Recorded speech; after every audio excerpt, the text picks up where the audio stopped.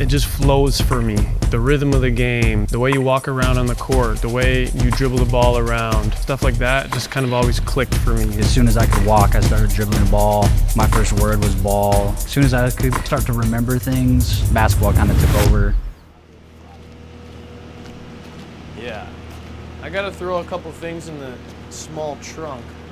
Every basketball player's car ever filled with a million clothes and shoes, sweaty Gatorade bottles. It's the most cliche basketball car you've ever seen. This thing's fun to drive around in though. It's really like driving a little go-kart. You know, summers is kind of the fun time to hang out with friends and spend more time together from those 9 months. We're always going to be doing something fun whenever we get together. Cal and I are never going to just be like sitting on the couch chilling for a weekend. We got time, we're going to be outside doing something active, you know, being out in nature, going to a concert. We're into the same stuff, same music. We share a lot of the same values and ways of looking on life. That breeds a great friendship and, you know, a lifelong friendship as it's going to be. Get over there. Little post. Stretch it out a little bit.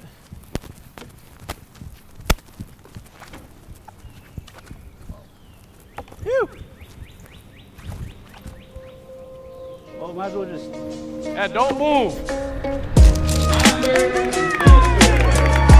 I started getting recruited when I was about 16. Like I said, I played for D1 Minnesota, so there was 100 college coaches at all of our games. You know, I didn't really necessarily get a lot of the looks that I was craving or thought I deserved at that age.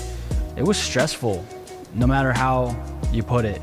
It's stressful. You're competing for a very limited number of scholarships. Everyone knows that, and there's a lot of good basketball players out there these days.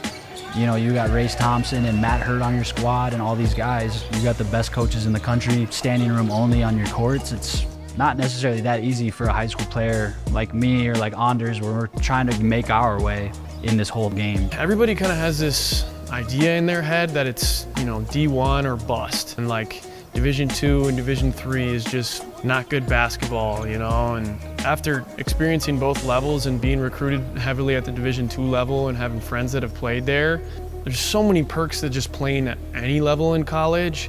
Some of the top kids that play Division III could play on a variety of Division I teams. They're coming from the back side, so when you pick it up, use your pivots. I remember after some AAU tournaments and just not hearing anything, feeling like I played well or feeling like I played bad and just being like, man, nothing's coming. It was tough at times, but that's part of the deal. My parents always raised me to just be yourself and don't care what others are gonna think, because that's just a lesson in life. And then when something like that comes up, the pressure of people literally just watching you and judging you, critiquing you, you just go, all right, well, they're gonna critique me for my good parts and my bad parts. Let me just let it all out. And at one point you kind of just go, they don't know basketball necessarily much better than I do. I'm out here playing and they want me, they're watching me.